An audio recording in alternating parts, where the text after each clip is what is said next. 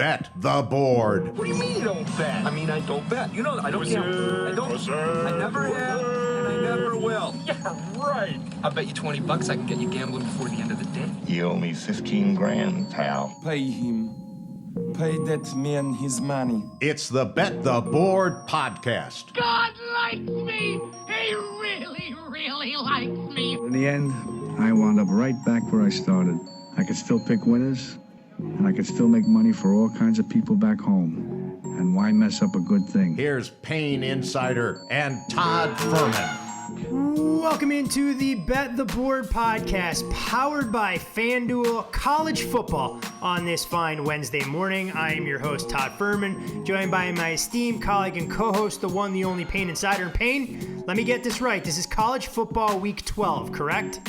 That's what I have down, yes. Week 12. All right. I'm glad you're adhering to the normalcy of the college football season. I'm drinking your Kool-Aid on this NBA Draft Wednesday, since I know you'll be glued to your TV set to see how the NBA landscape will take shape about 12 hours from now. I won't be, no.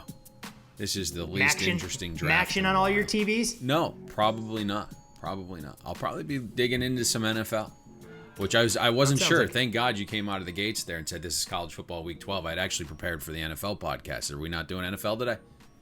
I mean, if you want to fire NFL games in here, I try and interject as much college as I possibly can into Thursday's show, so it'd only be fair if you return the favor and throw a little NFL into our college podcast. Poor John. That guy just gets peppered with every question that isn't NFL related on Thursdays.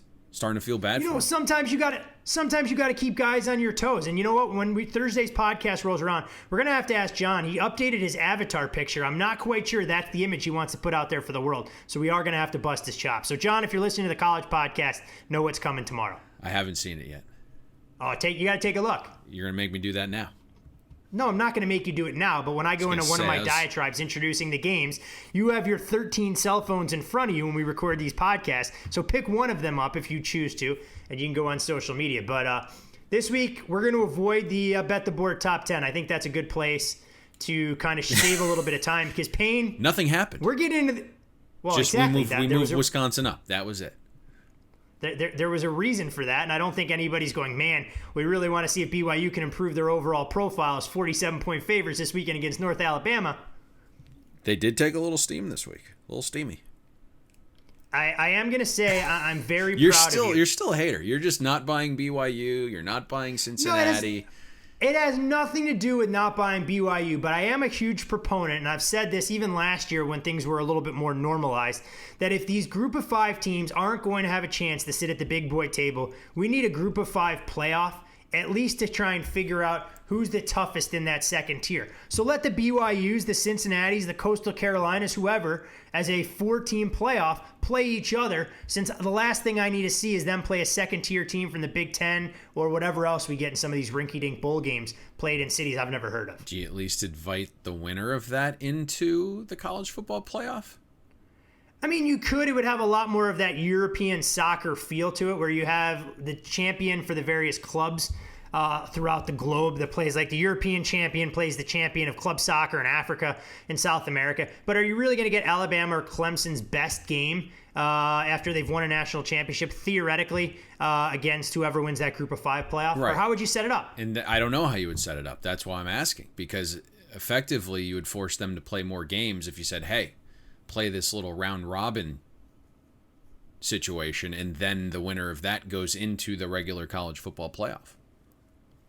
Yeah, I mean, I just want to see something. I mean, the system isn't truly broken. Yeah, you want to be the guy that turns us into like a whole 78 team. No. I don't want a 78 team playoff. I don't want a 24 team. Well, college basketball tournament, that's going to be a different discussion when it's all regionalized in Indianapolis, like the plan they're laying out. But I don't want it to turn into a 24-team FCS playoff where all you do is you see James Madison and North Dakota State play every year for the national championship. I'm just saying for college football in general, when clearly we have three programs, at least for the last couple of years, that have been a cut above everybody else, we can say what we want. I mean, yeah, it's nice to have a Notre Dame beat Clemson and get there very much back in the discussion. But the reality of it is so many things have to go right for teams not named Alabama, Ohio State, Clemson, and obviously the other teams in the SEC, because there's nobody else really in the mix, for them to be seriously considered as a viable playoff contender. Does come down to recruiting. That seems to be what this whole thing's about. So it'll be interesting to see moving forward if there's any change in that. Yeah, so we'll see what we have there. But either way, we do have 3 massive games as far as college football is concerned, a couple that'll have an impact on the national championship chase, and obviously the Big Ten conference race on top of that. But Payne, I'm very proud of you this week, and I think a lot of our listeners will go, hey, look, you guys never push and advocate for the little guy. We have 2 group of 5 games that at least made our rotation, albeit in more abbreviated formats. After we gave out Arkansas State a few weeks back, I didn't think we were allowed to talk about small teams. Well, no, we're allowed to talk about them. We're just not allowed to give them out as best bets, the same way that Michigan State is officially banished from this podcast. They are dead and buried. You got a rant from me about 4 minutes into that game. Oh, I did. I did, and I was actually optimistic. I'm not going to lie. Michigan State gets the early interception. They move the ball in a plus territory. I'm going, hey, these idiots are really going to get a lead. And that's pretty much where my day peaked on Saturday. Yep. That's about the gist of Saturday. But you know what? We take all those bad memories in this business, we bury them in the sports betting graveyard, and we power ahead. And we'll start things off this weekend in lovely, scenic Orlando, where UCF welcomes in Cincinnati. And we're looking at the Bearcats, and this is where I have to talk a little bit about the market numbers. Consensus market number is Cincinnati minus 5.5, 6. FanDuel right now, though, the Bearcats are a 4.5 point favorite. Total in the game 6 at 63.5. The Bearcats finally break through after 4 straight UCF wins and covers last year in a 27-24 victory. Bearcats outgained in that contest, finishing a net negative 82 yards. UCF, they've been very good. 19-1 straight up the last 20 home games. But this is an interesting kickoff time. Playing in the middle of the day, the sun should be down in the second half, so you'd hope that would help Cincinnati not having to deal with the heat and humidity. But Payne, there's one particular matchup in this game that you really believe will determine the outcome. I'm going to give you the floor and try and outline why you think this one side of the ball will ultimately make all the difference in the world. It shouldn't be shocking either, because we've been waiting for this game, and I think every time we have actually talked about our top 10 power-rated teams, Cincinnati was pretty frequently in there, and I think we probably had the Bearcats in the mix earlier than just about anybody. And I remember when we discussed Cincinnati, and you weren't a believer at the time. I think you are now. Hold on. I was a Luke Fickell believer. Okay. I was a defensive believer, but I've never been a Desmond Ridder fan, and that's obviously the major question mark. But we're not talking about Desmond Ridder. He is getting a little bit better. But I kind of remember that when we were started to project ahead, and I think we vaguely discussed it about how Cincinnati's toughest games on the schedule remaining were actually good matchups for them. How Cincinnati could actually do well against pass-heavy teams like SMU, Memphis, and now UCF, because Cincy can defend the pass. And the one thing that is a little bit different is not only can Cincy defend the pass, but they're a little more physical up front. There's a real toughness to them. So for me, the key factor in this game is Dylan Gabriel and UCF in their passing game. UCF, to stay in this game, has to rely on its best player, its most important player, the thing it does best, and I think that's passing the ball to pull off the upset, which sounds kind of odd, as you mentioned, being a home dog here. But I think if UCF can pass the ball, then, they have a shot. If not, it's going to be tough sledding, because if you look at the other side of the ball just quickly, 11 defensive players for UCF have either opted out before the season, they got injured, or they were recently kicked off the team for some legal trouble during the bye week. So to me, it's bottom line, it's on Dylan Gabriel in the pass game. And they're going to have to be efficient. They're going to have to be explosive. And I just don't know if it's the best matchup. I don't think they get completely shut down, but if you're digging into some of these metrics, I can see why Cincinnati opened 4.5 and it's ballooned out to 6. And I'm sure there's going to be some value hunters out there saying, like, how can this line be 6? I have to grab 6. But the matchup just isn't good. If you look right now, UCF's offense, they played a schedule of defenses that have an average offensive efficiency rank of 76th. So the best defense on the schedule that Dylan Gabriel's faced is Tulsa. They're top 40 in defense right now to date. UCF lost that game by 8 at home as a 21-point favorite. And that's after they built up 2 leads. They led in that game 16-0, then 23-5. The final 23 minutes of that game against Tulsa, they held UCF scoreless. UCF had a 38% success rate, 3.9 yards per play the final 23 minutes. And I just think Cincinnati's defense is far and away the best that UCF will face. They're 6th in defensive efficiency. You look at the Bearcats right now. Top 10 in both success rate, havoc rate. They do everything pretty well. And I think the real matchup is when you look at Dylan Gabriel and he drops back to pass, to me, very underperforming UCF offensive line. Can they hold up in the trenches as well? The Knights O-line has been, I think, pretty disappointing, and that's putting it kindly. And they could be without their tackle, Samuel Jackson, arguably the best lineman and starting tackle that they have. So monitor that situation. But UCF lives through the air. They're 16th in EPA per pass, 11th in EPA per pass on early downs. So to me, I get it. Josh Heupel's pretty smart here, likes to throw in early downs. It makes some sense, but something has to give because I think Cincinnati secondary, we knew would be a force coming into the season. They returned everybody. They got healthier. They added some pieces. The Bearcats right now 3rd in EPA per pass allowed out of 125 teams in the country. Since he's 10th in EPA per pass allowed on early downs. And I think this is the matchup that's really important because UCF doesn't do a lot of other things well, Todd. So if you can negate their best attribute, I think it spells trouble. We know they're not overly disciplined. Lots of penalties. So it's strength on strength, but UCF's pass game is going to have to be good here because I don't think they do anything else really well. 56 passing plays so far this season of 15-plus yards for UCF. Pretty mind-boggling. And you consider the fact they have a tandem of receivers in Marlon Williams and Jalen Robinson. 104 catches for 1,700 yards and 12 touchdowns in just 7 games. There are teams in the Big Ten that don't have 104 catches between 2 receivers over the course of 2 seasons. Given what we've seen. And to your point, you look at Cincinnati and you wonder about the caliber of opposition. The 3 best passing teams they've played, SMU, Memphis, and Houston, well, they've combined for a grand total of 33 points, and none of them had a success rate on passing plays greater than 32%. The one thing I will say too, Payne, what's interesting about UCF, and you try and figure out how they performed when they encountered a slightly more physical defense, the one game they struggled, Tulsa. And it's widely known throughout the conference that Tulsa is one of the only teams that can match Cincinnati in terms of having big athletic corners. They have a powerful defensive line. UCF ultimately finished that game with a net yards per play of minus 0.65, and the explosive drives that they've grown accustomed to in the big plays over the top are non-existent. So if there's a blueprint out there, you have to imagine Luke Fickell and company went back and watched that game footage when Tulsa won outright as a 20-plus point underdog, 34-26 earlier this season. Yeah, without question. That's the one game I referenced. That's the one defense that is in the top 40 that UCF has played, and they lose that game outright despite having an early lead. So this is the blueprint for me. It's just not a very good matchup. If Cincinnati shuts down their pass game, they're probably covering this number. And to me, I get it. There is value hunters out here who are going to look at this number and say 6. How can that be?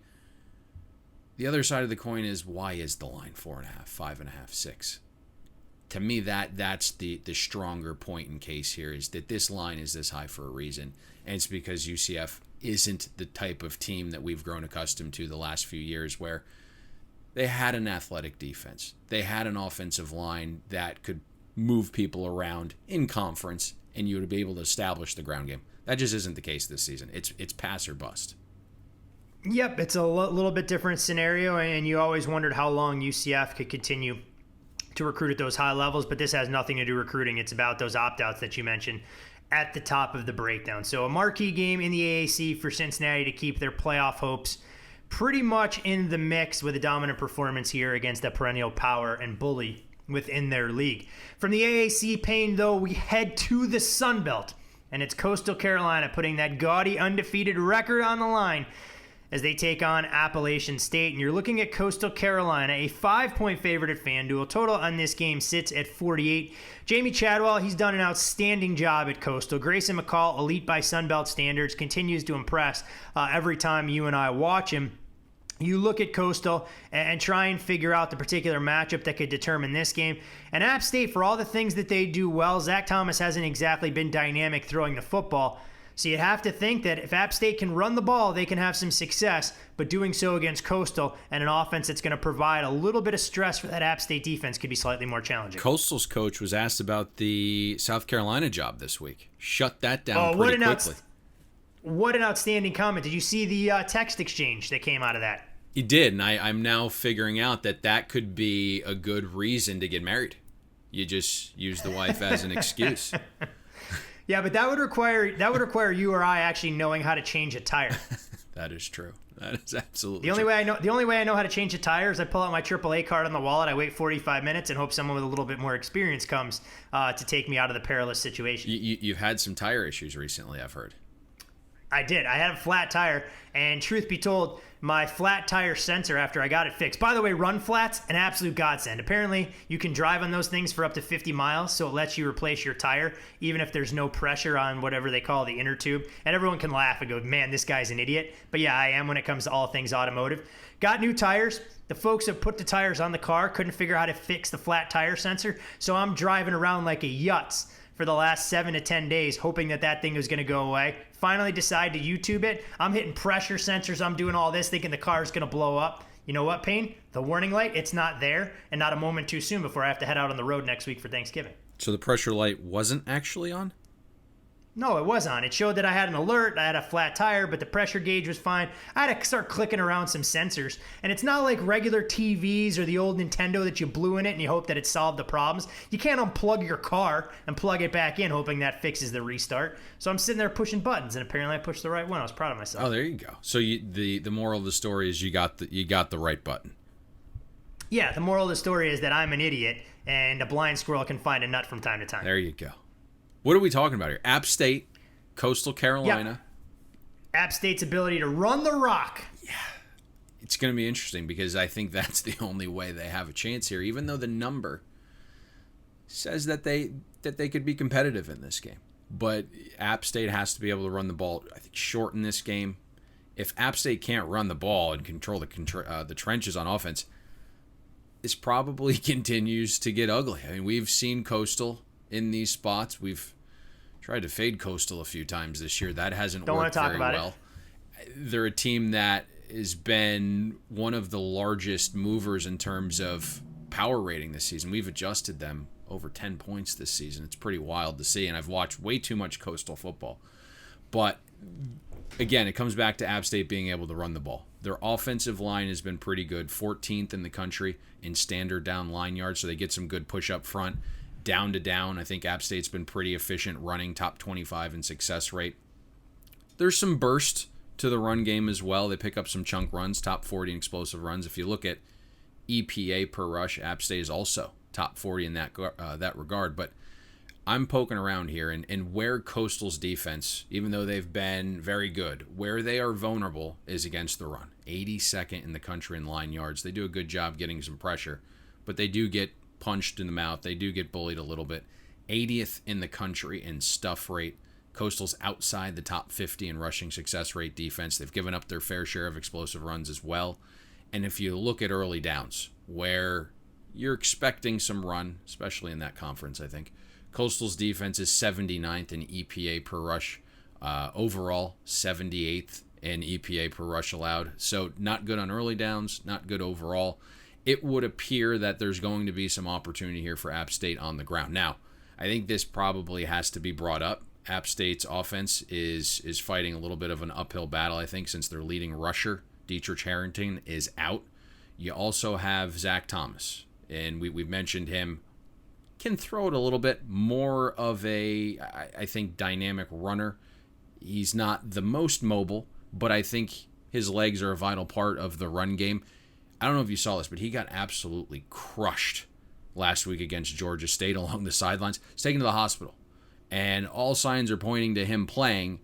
But, I saw the hit. Like, how willing of a runner is he going to be after a hit like that? We'll see.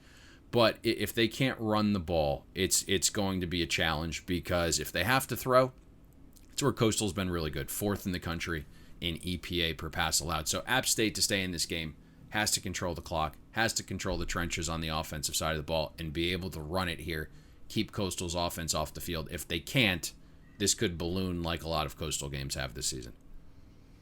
Yeah, going to be interesting. When you look at App State so far this season, they haven't exactly played the most grueling schedule, so to speak, and their one loss came against Marshall, where they struggled to do anything moving the ball offensively. And while Coastal obviously isn't mentioned in the same breath as Marshall in terms of their overall defensive prowess, Coastal does have a little bit more firepower, so I'm interested to see. And maybe we ultimately witness a changing of the guard for an Appalachian State team that has really been the bully in the Sun Belt since joining the conference a few years ago. So should be an interesting game to watch unfold there. Anything else you'd like to add, Payne, from the Group of 5 portion of the show before we get into big boy football? No, let's get to the big boys. All right. And when we look at some of these games that we'll preview here, 2, of course, coming in the Big Ten and Bedlam, so much this season has been made about culture and trying to get guys to buy in. We have to give Wisconsin a ton of credit. They endured through a miserable COVID situation. You wouldn't know they had any ill effects with a dominating performance against Michigan. Strong coaching staffs in Indiana and Ohio State clearly have put those teams in a position to contend for an awful lot. And Indiana's biggest challenge of the entire season going to come this Saturday in Columbus, where they take on Ohio State. You're looking at the Buckeyes, a 20.5-point favorite. Total on this game, 66.5. And when we look at Indiana, they've actually had a good amount of point spread success against the Buckeyes over the last 9 meetings, compiling a 7-2 record, although Ohio State has won and covered 2 out of the last 3, including last year, where they won 51-10 as a 17-point favorite. Interestingly enough, the last time a game between these two teams in the Big Ten East was decided by less than 21 points, October 3rd, 2015. So it has been a while, to say the least. First time these two teams will meet in over 100 years, though, as top 10 opponents, which adds a little bit of intrigue to the matchup. And Payne, I guess the first question I have for you is about Indiana's offense that's been extremely one-dimensional. They still haven't been able to get the ground game going, but that might not necessarily be a bad thing for Michael Penix and an underrated cast of receivers, knowing that Ohio State secondary, well, they haven't faced a passing attack that offers as many playmakers as what they're going to see against the Hoosiers this weekend. You're seeing the same things I have, and your eyes are telling you exactly what the metrics are saying. So it doesn't make much sense to figure out if Indiana can run the ball here. It just feels like that's going to be a real uphill battle. If you're looking, Indiana's 114th in the country in rushing success rate, 122nd in explosive running. Meanwhile, Ohio State's defensive line has been pretty good, better than expected, especially on the interior, stopping the run, 18th in rushing EPA defense. So, listen, if somehow Stevie Scott gets rolling, and Indiana has some semblance of balance and success on the ground, then there's no doubt who covers this number. But I just see this being, as you alluded to, all about Michael Penix, Wap, Ty Freifogel, Hendershot in the Hoosiers pass game. Indiana has to be efficient. They have to be explosive through the air, take advantage of what appears to be a really inexperienced Buckeye secondary that's searching for some answers and really confidence right now.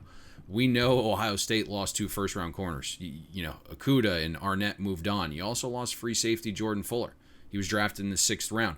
You lost a couple depth guys as well from last season in the secondary. And so far, those losses have shown. You look through 3 games, Ohio State is 102nd in the country in passing success rate defense. And it's not just the down-to-down stuff, Todd. Like, if you look where the Buckeye secondary has really struggled, they've gone up some gashers too. 77th in explosive pass defense. You put it all together, you look at EPA, Ohio State's 62nd in the country in EPA pass defense. And the scariest part about that in my mind is you start to look at who they've played. It's Nebraska, it's Rutgers, it's Penn State. I mean, Nebraska's 98th in the country in passing EPA. They've already changed their quarterback. Penn State's 69th in passing EPA. They could be changing their quarterback in Rutgers. They can't really spell pass. 119th in passing EPA. So Ohio State secondary is a concern. Let's see if they can, right the ship here a little bit. We know the talent is there, and maybe the encouraging part and what could maybe help the pass defense some is pressure. If Ohio State can get to Penix, I know Penix does a good job getting the ball out quick, roughly 2.4 seconds on average to release the ball. But Ohio State right now, top 15 in defensive line havoc rate, number 2 in sack rate on passing downs. So, when Ohio State can pin their ears back in these known passing situations, they've gotten to opposing quarterbacks. I think we mentioned this last week in the Sparty breakdown, and it's probably worth repeating. Penix hasn't been the best under pressure this season. 43 passer rating, 40% completions, 3-to-1 interception to touchdown ratio. And the one thing that I think plays into this game a little bit, and we'll tell our listeners to monitor, And Tom Allen was kind of mum on this, but part of the handicap last week was getting some intel that Indiana's starting left tackle, Caleb Jones, was going to be out. And their starting guard, Mike Caddick, was also out. So we'll have to see if those guys can play this weekend. But Ohio State's defensive line isn't one that you're going to want to face with 40% of your starting offensive line out. So I would keep an eye on those two guys along Indiana's offensive line as well. Yeah, it's interesting when you look at Ohio State. Obviously, there's nobody on the roster this year that brings the pass rushing talent of a Chase Young a season ago, or the Bosa brothers, or even a guy like Sam Hubbard. So it's curious to see if someone can develop. I think it was more telling, Payne, when I poked around a little bit on this game, people being relatively critical of Shaun Wade not taking that next step as the lockdown corner that people thought was going to be the heir apparent to Jeffrey Okudah. We know that Wade went back and forth in terms of thinking about opting out, then opting back in, and I give him credit for playing. But ultimately, if you're going to be a talent that translates to the next level, this is the kind of spot you're going to be counted on up until you get to the playoffs. And I think it also means Sevyn Banks has to be the bona fide number 2 against guys like Watt Fillier and Ty Freifogel that are going to be out there. When you look at the other side of the ball and try and figure out, where Ohio State can have some success, I think the simple answer is always, as long as the ball in Justin Fields' hands, you're 2 plays away from scoring a touchdown, maybe 1, knowing that this guy has 11 incompletions compared to his 11 touchdown passes. But Ohio State hasn't shown quite the same balance we've grown accustomed to. But I ask you quite honestly, do they even have to provide a balanced attack and stay committed to the ground game with Master Teague proving himself as the number 1 back? Or do you just kind of throw caution to the wind and really test that Indiana secondary, which has been good, but hasn't faced a passing attack like they're going to see with Fields, Chris Olave, and Garrett Wilson? You're hinting at this perfectly, because we're going to state the obvious, and this is a really tough matchup for Indiana's defense. And this is coming from someone who, relatively speaking, I was high on the Hoosiers' defense. You bring back 8 starters on that side of the ball, and we've talked about Tom Allen. He put back-to-back recruiting classes together that were the best in Indiana history. So for them, the talent is up. And if you look on paper, it would appear that Indiana has a chance defensively. They go out and they blank Michigan State last week. I think that was the first time Sparty had been shut out at home since 1985. I think you were just a thought at that time, Todd. But if you look... You might have been. I was 3 years old trying to pick winners for my dad's office pools. Beat the experts in the paper, right? Is that what the article was called? The Glance and Culver section on Sunday mornings. Now, let's not kid ourselves. I couldn't read the paper or pick games when I was 3, but you always had the odds and the Tribune and the Sun-Times that you flip to, and you go through circling, alternating. He got to pick one game, I got to pick the next, and 30-some-odd years later, here I am dealing with you every Monday, Wednesday, and Thursday throughout the fall. A wild story, not to go too far left here away from what we're actually talking about, but there was an article in the paper that I used to do with my father as well called Beat the Experts. You submit your picks, you mail them in or whatever, and one of the weeks we won. I got a T-shirt, I believe, and it said, take your best shot. You still have it? Yeah, no, I don't. It said, take your best shot on the back of it, and I had gotten into a fight with someone at the bus stop as a kid, and for whatever reason, I had the shirt on, and it ignited something. I got pelted in the back of a snowball by this kid, and he said, hey, it said, take your best shot. And then there was a fight that ensued at the bus stop that day. So that shirt got me in a fight, actually, if you can believe that. So underage gambling got you in a fight, if I'm connecting the dots here. Let that be a lesson to all of our young listeners. Wait till you're 21 and can gamble legally before you partake in these recreational pursuits. There you go. So getting back to where my mind was, which I think was Indiana's defense being probably not as good as what the metrics indicate on paper, because, if you look, Indiana's been good. 7th defensively in EPA per play allowed. 28th in early down EPA. 17th in third down EPA. So they've been pretty balanced. It all looks great, but I think this is probably a shock to their system, especially coming off that game last week. Just the talent and the speed and the athleticism is going to be a little different this week. So You wouldn't say.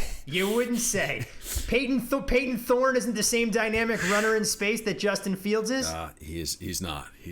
So the other thing here, and you mentioned this a little bit, is Ohio State's offense hasn't been extremely balanced, but I don't know if Indiana holds up in the trenches. They're a little small there, even against some poor competition. Indiana's 102nd in standard down line yards, 78th in defensive stuff rate. The front seven makes very few havoc plays. So they're just not very big there. Now, Ohio State's offense has been a little inconsistent with the ground game. That's been the one part that's lacking. I know they're trying to get it going. What's a little concerning with the run game is, as you mentioned, Fields is a dynamic QB who can run the ball. The receiver group is really good. You would think that would help open up some holes in the ground game. Ryan Day is even using Garrett Wilson on these jet sweeps, not just to produce on the ground, but to open up the middle of the field a little bit, spread the defense out, create some running lanes up the middle. So that still hasn't been great.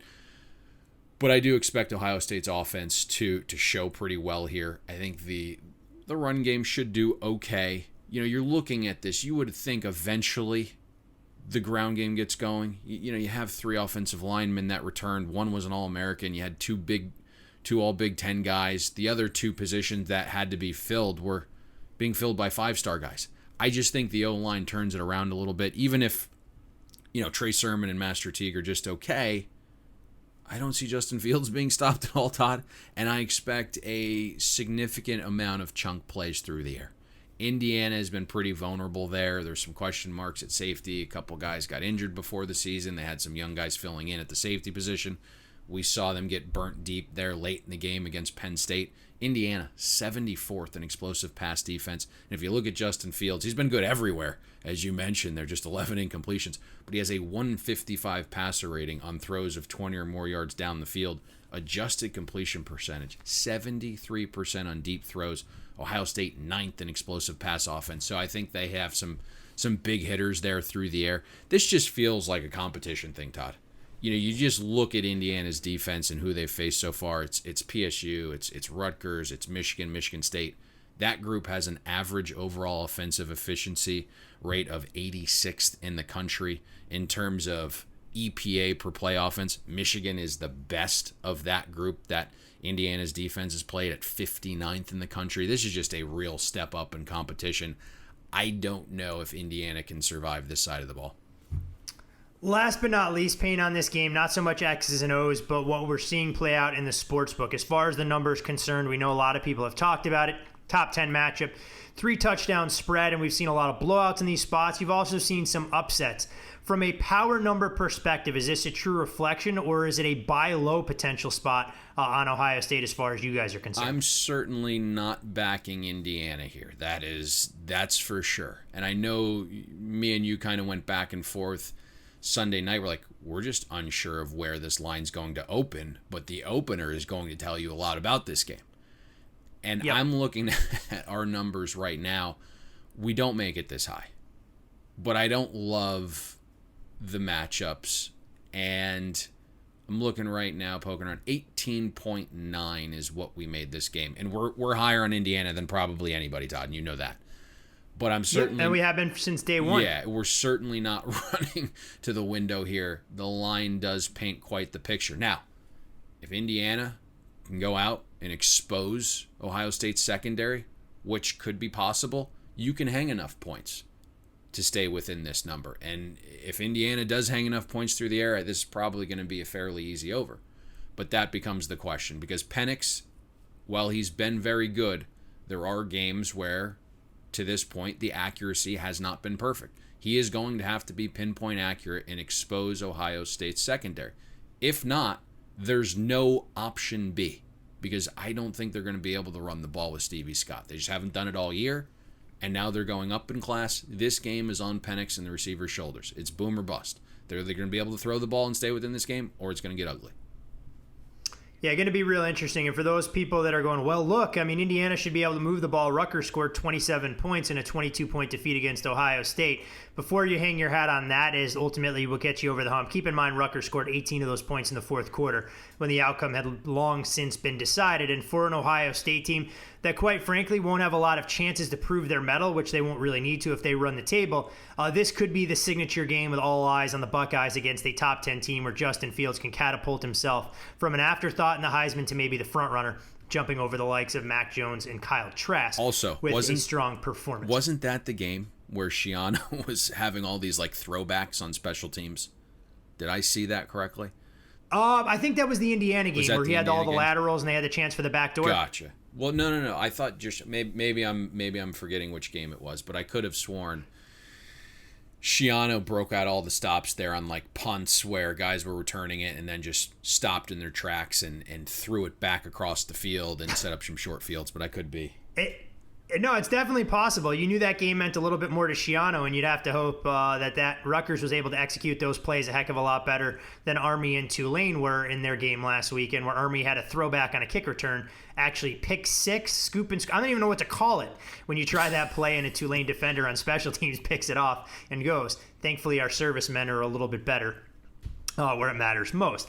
From a game in the Big Ten East that should have plenty of offensive fireworks to a game in the Big Ten West where Mother Nature may have a hand in ultimately who emerges victorious, Wisconsin goes into sleepy little Evanston as an 8.5-point favorite at FanDuel, 7.5 throughout the market, the consensus.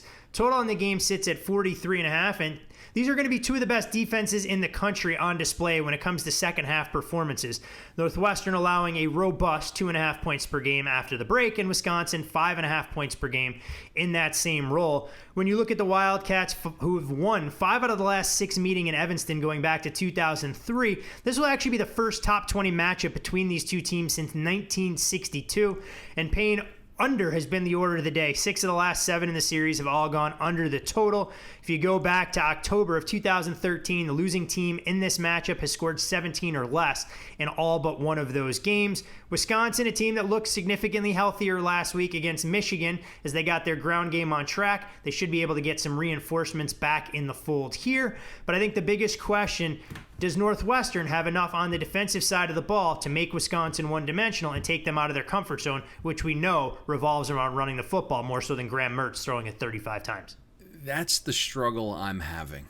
There's more projecting of what's going to happen than truly having a really great idea with only 2 data points for Wisconsin. And, listen, coming into the season, Wisconsin was an easy top 10 team in our power ratings. We moved them up again this week. And there isn't like this large window or dichotomy of what they could potentially be, but I'm still struggling with what they are, especially on offense. It does nothing for me to see Graham Mertz go out and crush against an Illinois defense. An Illinois defense that's 116th in the country in passing success rate allowed. 98th in explosive pass defense. Does nothing for me to see that.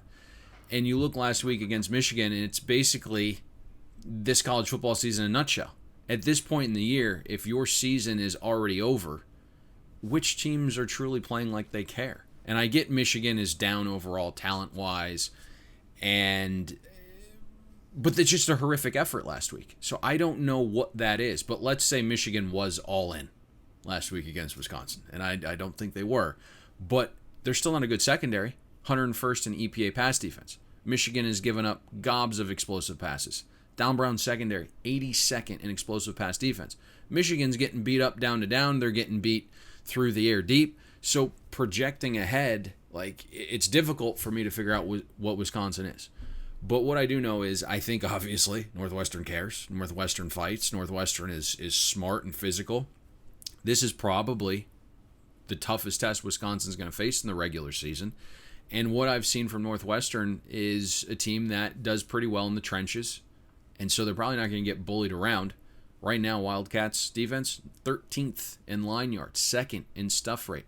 It would indicate that Wisconsin probably isn't going to be able to just, force their will at the point of attack and just ram the ball down Northwestern's throat.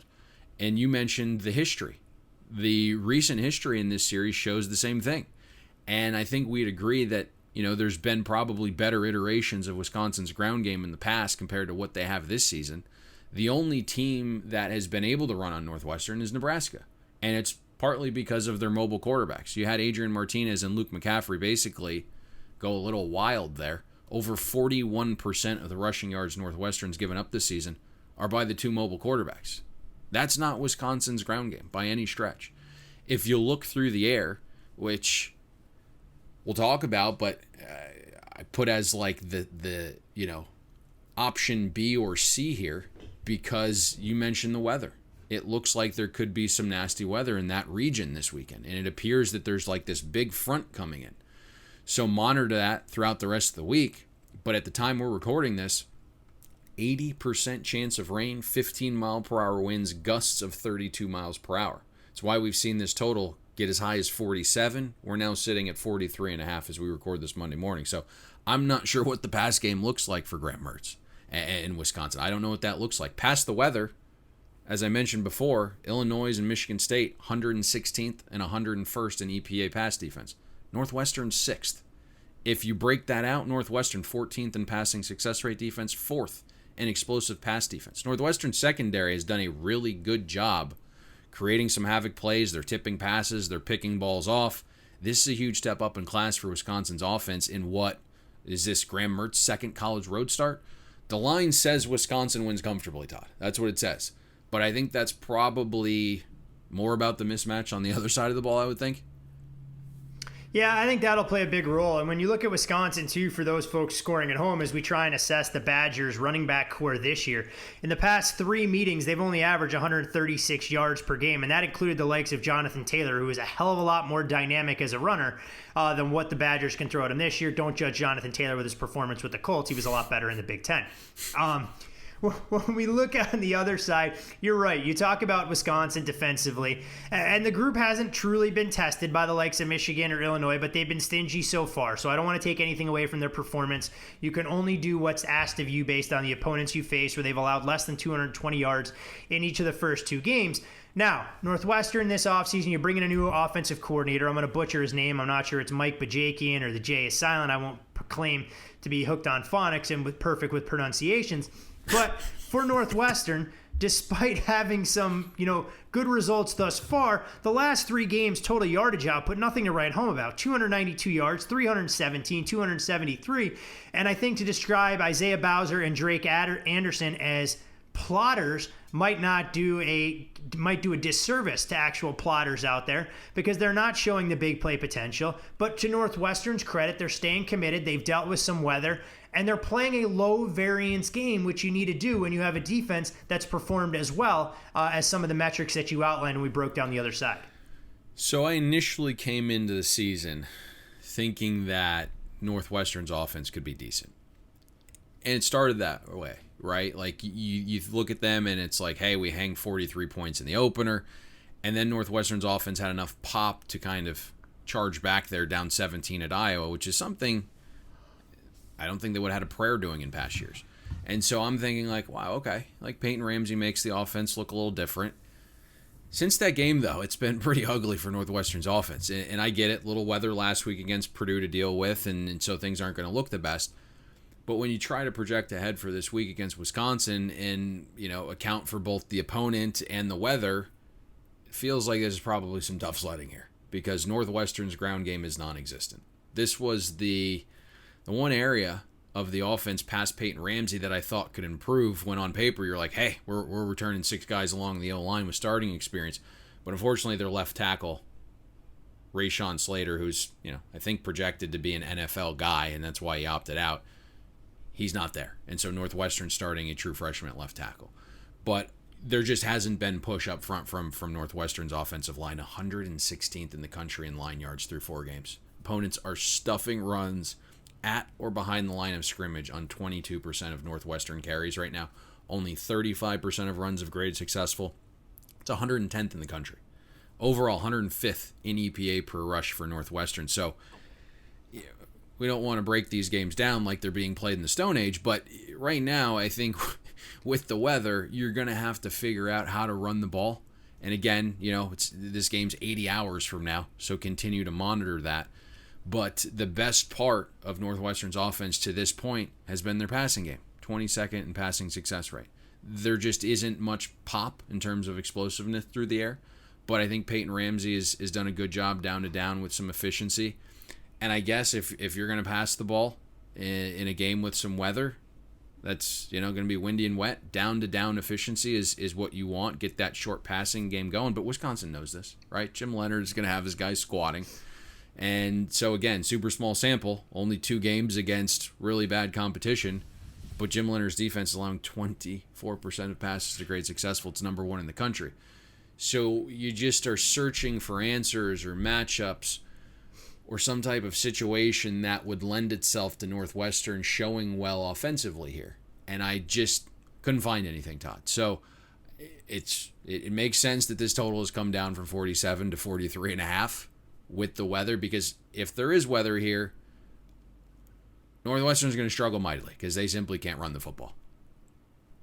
Turnovers and special teams, baby. Every defensive-minded teams with a limited offense is best hope when Mother Nature decides to rear ugly head. And you mentioned that Iowa game played in gale force winds. Of course, Northwestern getting down big and battling back. Somehow, one of the more inexplicable games to stay under the total this season, given what we saw in the first half. But that does pale in comparison to the game that stayed under last weekend between Washington and Oregon State, where I think they needed 6 points to go over in the second half, and the Pac-12 after dark surrenders 3. When you look at this game, Payne, you talked about the number being strong and indicative. I mean, especially opening up over a touchdown. It does. I would echo your sentiments. I almost feel like it's begging people to try and back an undefeated Northwestern team going, hey, look, it's a low total. It's getting over a touchdown. The series hasn't been lopsided. Northwestern's fared exceptionally well. But you do wonder if they can sustain drives, because beating Wisconsin, sometimes you have to hit the big play. And I'm just not sure Northwestern's offense provides that kind of threat. I completely agree. And it just feels like this game has two teams that play similar styles. Just Wisconsin plays it a little bit better, maybe. But yeah, the line certainly says Wisconsin. I haven't bet the game. Don't really plan on dabbling with a side here either. But, there is weather. It's Graham Mertz's second road start. You can make a case that Northwestern has done pretty well in the turnover battle in this matchup. It's why they've been somewhat successful. You could see a situation potentially where it's 17-7 late and you got Northwestern charging there for the back door. It's just not a great matchup, at least offensively, for Northwestern. So it's tough to get to the window there on a side for me. Won't argue with you in that regard whatsoever. From the Big Ten to the Big 12, where we get to see Bedlam taking place for the 112th straight year. These two teams have met, that of course being Oklahoma and Oklahoma State. Oklahoma a 7.5-point favorite. Total in this game 59.5 at FanDuel. And when you look at the way this series has gone, I don't think it'll become a huge surprise to any college football historians. Oklahoma 88-19-7 all-time advantage, and when the game is played in Norman, 42-10-2. When you look at Oklahoma, they've covered 5 out of the last 7. The 2 games Oklahoma State has covered in that span, they were catching 3 touchdowns or more. When you look at Oklahoma, only been a single-digit favorite or shorter twice in 7 meetings, 13-2 versus Oklahoma State with Mike Gundy as the head coach. However, interesting note here, because I always feel this game gets played at night. This will be the first time the game is ever being played under the lights in Norman. I guess all those night games have actually been in Stillwater. College Game Day will make their first trip to Norman since 2012. And figuring out Oklahoma State, well, it's been as simple over the last 15 years or so, figuring out if they're going to turn the ball over. Oklahoma State 40-3. When they don't commit a turnover since 2005, dating back to 2008, they're 63-7 when they win the turnover battle. I give you all of that to ask you this, Payne. This Oklahoma State offense we've grown accustomed to being explosive essentially has 2 players that represent 50% of their total offensive output. You figured a defensive mastermind like your boy Alex Grinch should be able to at least neutralize Tylan Wallace and Chubba Hubbard and make somebody else wearing Cowboys colors beat him on Saturday night. What's impressive about that nugget is, hasn't Tylan Wallace missed a game or 2? He has indeed missed a game or 2. So, what's really interesting about this is what provides me a chuckle or two, Todd, is perception, right? What I think we're going to hear most of this week being the Bedlam game, and as you alluded to, where College Game Day is going to broadcast from, is that you're going to hear about Chubba Hubbard, you're going to hear about Tylan Wallace and Spencer Sanders, and it's the big 3. But the reality is Oklahoma State isn't winning with their offense this season. And it's really been pretty ugly. 93rd in the country in overall offensive success rate. Just 39% of Oklahoma State's offensive snaps have graded positively. And when you look at the NFL talent in the backfield, like Hubbard and even the backup there, L.D. Brown, you scratch your head looking at these metrics and seeing Oklahoma State's ground game. 116th in the country in rushing success rate. 84th in EPA per rush. And it's partly scheme. And, I don't think much of Oklahoma State's coaching staff. But most of this is on the Pokes offensive line. It's just not a good unit up front. There's been some injuries along the O-line to boot. I think we'll have to monitor some of those situations this week. Might be able to get a guy back. I think you mentioned prior to the podcast, Todd. But simply put, Oklahoma State gets absolutely zero push. 104th in the country in line yards, 102nd in the country in stuff rate, 22% of Oklahoma State's runs this season with 2 premium running backs have been stopped at or behind the line of scrimmage. And the Pokes O-line, they haven't been good in known passing situations either. 117th in the country in sack rate allowed on passing downs. That, I think, is something to watch for here because you have Alex Grinch, who you mentioned, my man crush. I think he's brilliant. He's had 2 weeks to prepare for this offense. And my guess is, knowing how smart and intelligent Grinch is, he started working on things for Bedlam the Kansas week as well. So it wouldn't shock me that Grinch has had his focus. How dare you? How dare you say that Oklahoma didn't have to institute a specific game plan catering to KU's offensive strengths? Without Puka, I believe. So that wasn't keeping Grinch up at night. So I think he's been probably preparing some things for like 3+ weeks here. I would expect some exotic pressure from Grinch. Spencer Saunders to this point has been abysmal throwing with pressure. 32 passer rating when the heat is on, completing 42% of his passes under pressure, no touchdowns.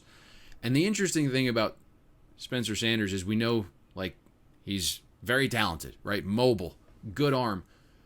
But aside from not being overly accurate and struggling at times with decision making, he also runs himself into pressure. It's very rare, but Spencer Sanders' sack percentage this season is 5% higher than his pressure rate. And you're thinking, hey, how could this be? Well, he runs himself into some sacks at times. So when I look at this matchup, Todd, I don't see a ton of success being had from Oklahoma State's offense. If you remove, really, the final 16 minutes of football from both the Iowa State and Kansas State games, we're talking about Alex Grinch having a top 20 defense and overall efficiency in my mind. If Oklahoma is able to stop the run in early downs, which to this point in the season they've done, 14th in the country in early down EPA per rush allowed, they're going to force Spencer Saunders into known passing situations. That's not where he wants to be. That's not where Oklahoma State wants to live offensively. Opponents' average distance to go on third down against Oklahoma this season, 9.2 yards. If that's the case Saturday night, I think the Sooners win comfortably. Yeah, and Oklahoma State, as we talked about, a couple of offensive line concerns. We'll see if they're able to get the likes of Hunter Anthony or Cole Birmingham back for this particular game. Both have been out key cogs since their win against Tulsa way back on September 19th. They lost a reserve, Jake Springfield, as well, who wasn't available against Kansas State. And you mentioned a lot of those numbers trying to figure out where Oklahoma State is. It's never a good thing when Gundy comes out, and one of his quotes this week in a press conference was saying that if Spencer Sanders gets rattled, sometimes we have to calm him down on the sidelines, and we may need to take him out for a series or two. I don't think those things have ever been said about a franchise quarterback or somebody that you really trust in crunch time to lead your troops into battle in this kind of environment in hostile territory. So the Oklahoma defense, no doubt, hasn't been given a whole lot of credit, but clearly trending in the right direction. On the other side of the ball, and you know what, Payne, I thought about this too, and I don't know if it's a millennial thing. Like, what are the odds you get a marquee college football game between two top 15 opponents and both quarterbacks are named Spencer?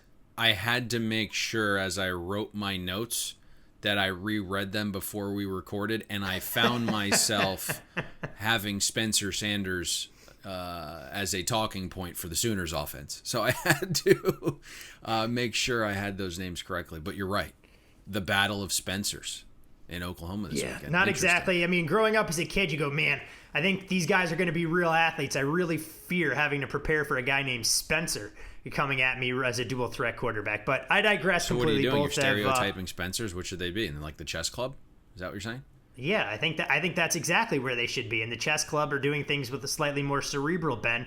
Just like you never go, man, I really feel somebody Todd's going to be intimidating and somebody I have to fear when I get into the octagon in UFC. Well, I mean, we know that's not very true. So, I mean, I think so it's there we perfect. go. I'm further. Let me ask you this. Have you dove I'm further in? proving my point. Thank you. Speaking to the, I was trying to give you a little pat on the back, boost your confidence here. I was dabbling. You mentioned chess. Have you seen the Queen's Gambit yet? You know what? I don't want to give anything away. I didn't watch the first couple episodes, but my girlfriend was firmly engrossed in it. She thought it was excellent.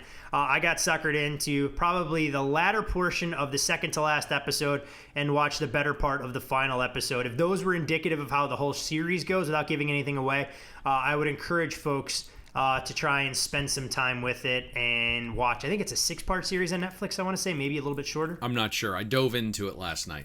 Started very well. Wow. Yeah. Hold on. You know, that's interesting because you told me before this was going to be on your post-football list, and within 48 hours, suddenly you're diving into a new show on Netflix. I'm typically not a TV guy. I am typically not doing that in season, but I said, hey, I'm going to let my mind wander elsewhere for an hour or two, and it didn't disappoint. Plus, I'm a fan of chess.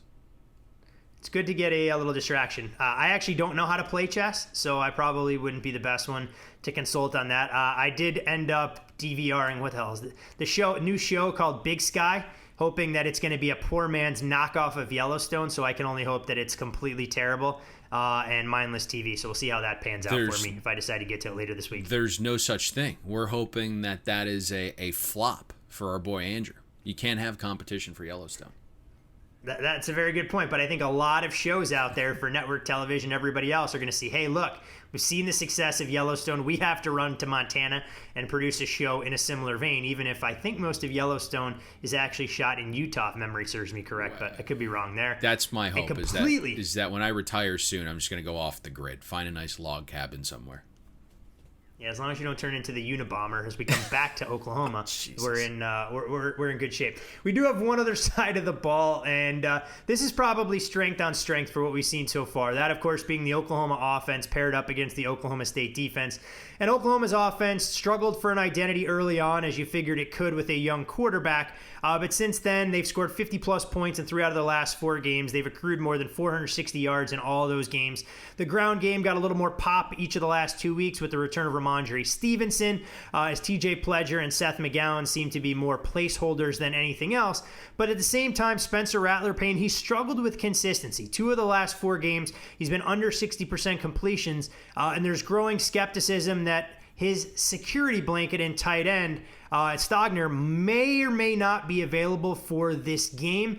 If he's not, do you trust Rattler's ability to keep this Oklahoma State defense honest that has exceeded all of our expectations coming into 2020? That is a big injury to monitor, for sure. That is his security blanket. So we'll be poking around the next few days on that.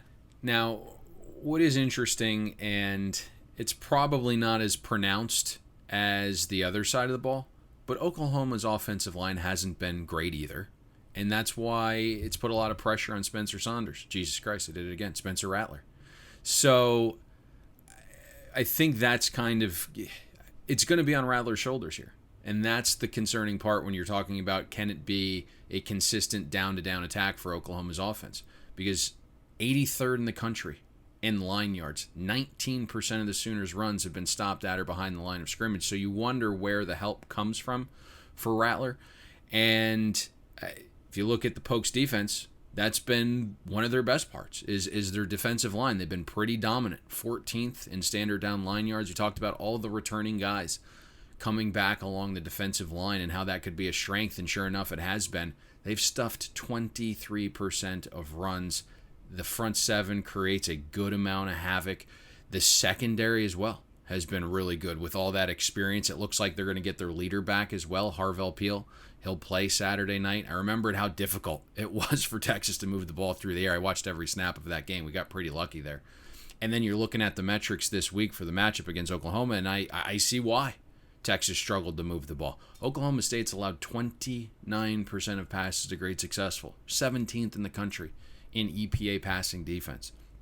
And you look at how they're built, and it seems like they are playing man at times. They're really feisty. They get into the receivers. And what's interesting about that is that they can be really aggressive and feisty, but they don't give up the big play either.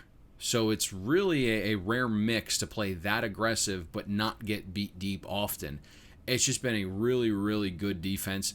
And I think the question marks that we had coming into the season for Oklahoma past the offensive line, past the running backs, which that running back room seems to have upgraded a little bit. is who's the reliable weapon outside for Spencer Rattler. Marvin Mims is coming on. He seems to be the guy recently. Rambo and Weiss have been serviceable, but Mims seems to be the guy. He's averaging 4.3 yards per route run. Nobody else with double-digit catches for the Sooners right now is above 2 yards per route run. So it just feels like Mims or bust in the pass game as well. I'm also interested here to see if there's any lingering effects. I don't know if you saw this or heard it or read it, but Rattler took a massive shot in the Kansas game. And Lincoln Riley has been trying to nip those questions in the bud all week. He was asked how healthy Rattler was, and Riley was like, 100%, next question. And so he's not really answering. I think that'll be interesting if he's 100%. Is he not 100%? The line is doing some interesting things, which I don't know if I necessarily agree with, but open 9.5 now down to soft 7.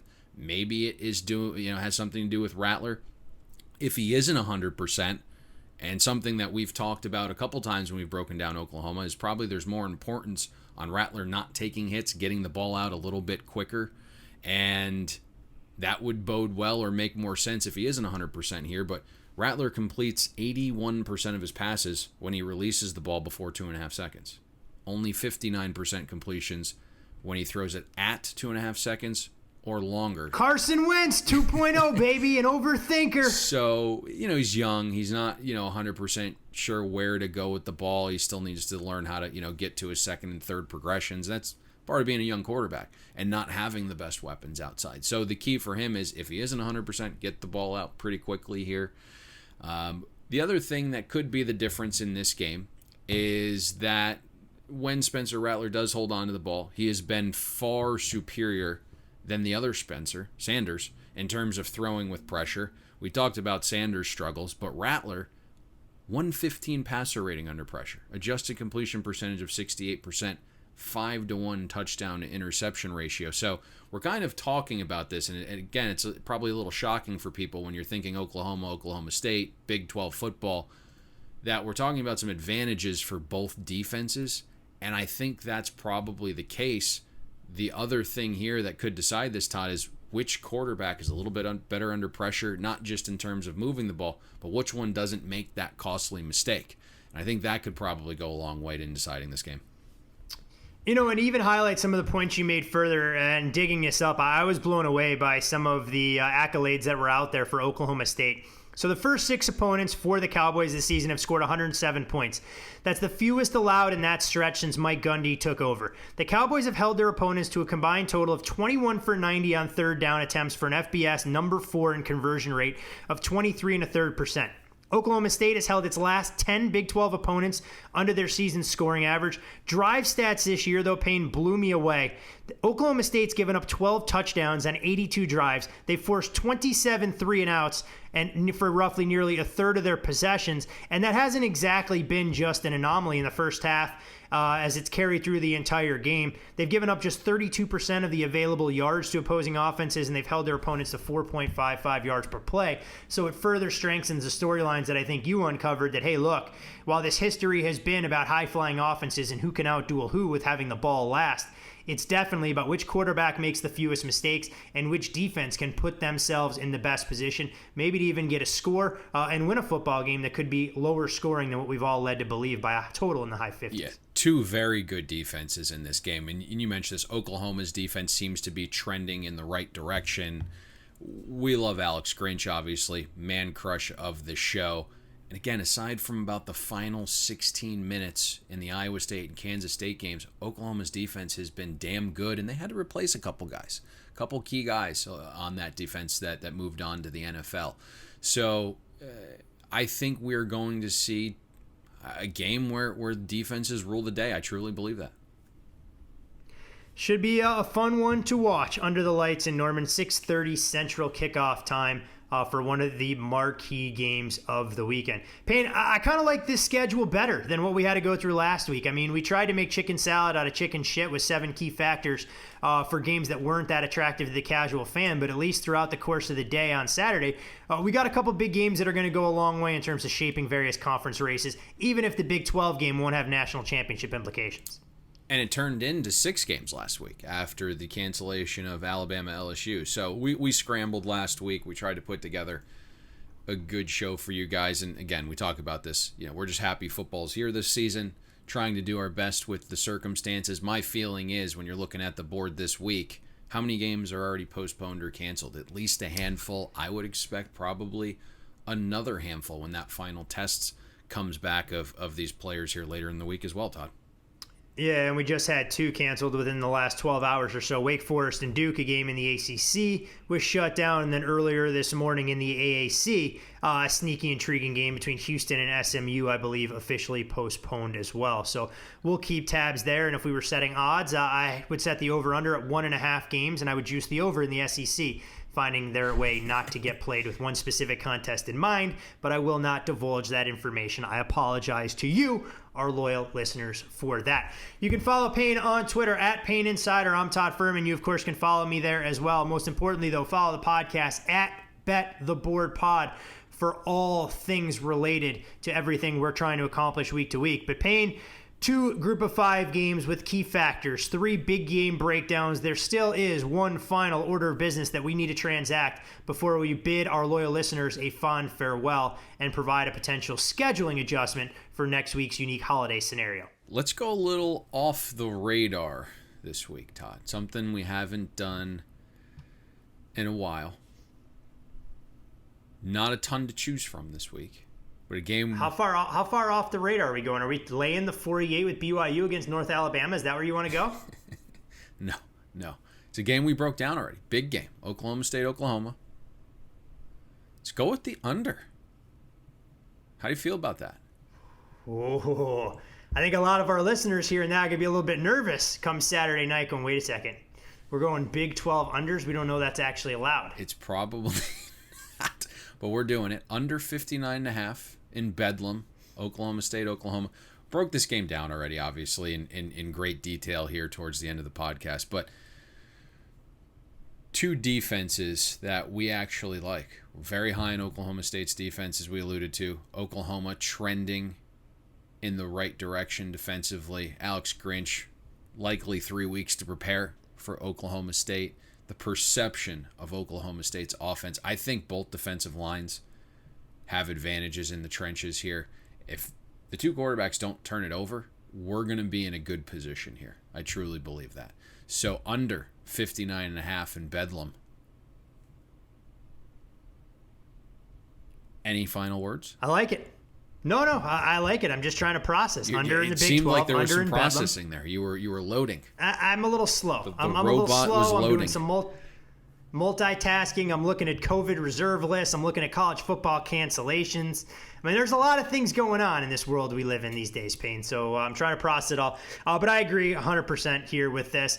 I think when you look at it, the one question I do have, if Tylan Wallace is officially upgraded, we all expect him to play. Do we think this total could pop a little bit higher and maybe even get us a 60? That was the only question I wanted to ask and get your take on. Your hope is that the market's somewhat sophisticated, and it is in red. It is circled at this point. Tylan Wallace is fully expected to play. Have no doubt about it. I think I'd be stunned if he didn't play. I'd be stunned if he didn't play. Absolutely. Now, is he 100%? No, I don't think he's going to be. But what will it do to the screen? What will it do to the number?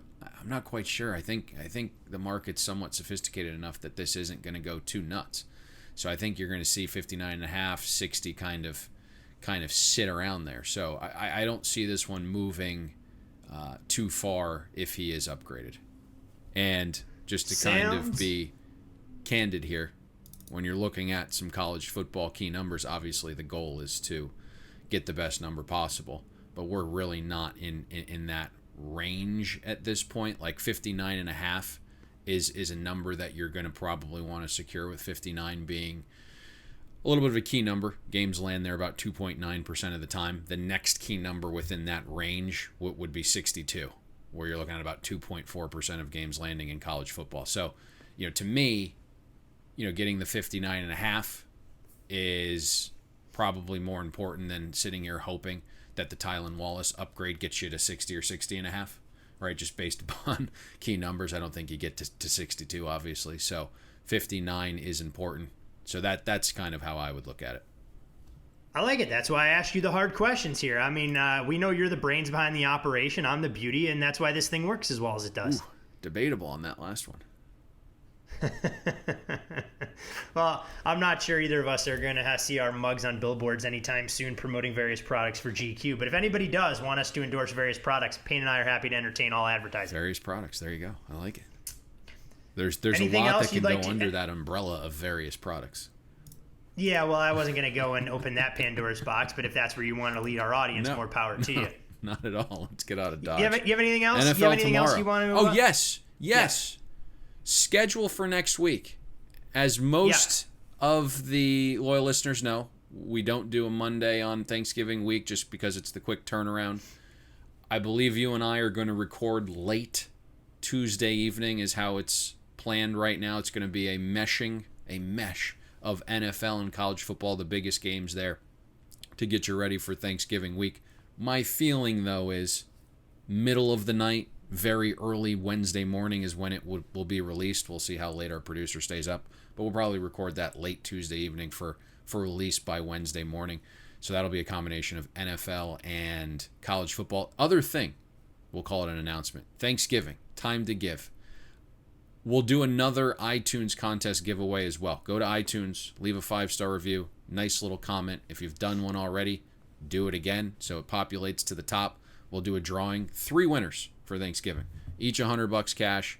Go to iTunes, leave a 5-star review. We'll randomly pull them and announce that on the Thanksgiving podcast. 3 winners will win $100 each for Thanksgiving. There you go. Out of Dodge. We're going to have to try...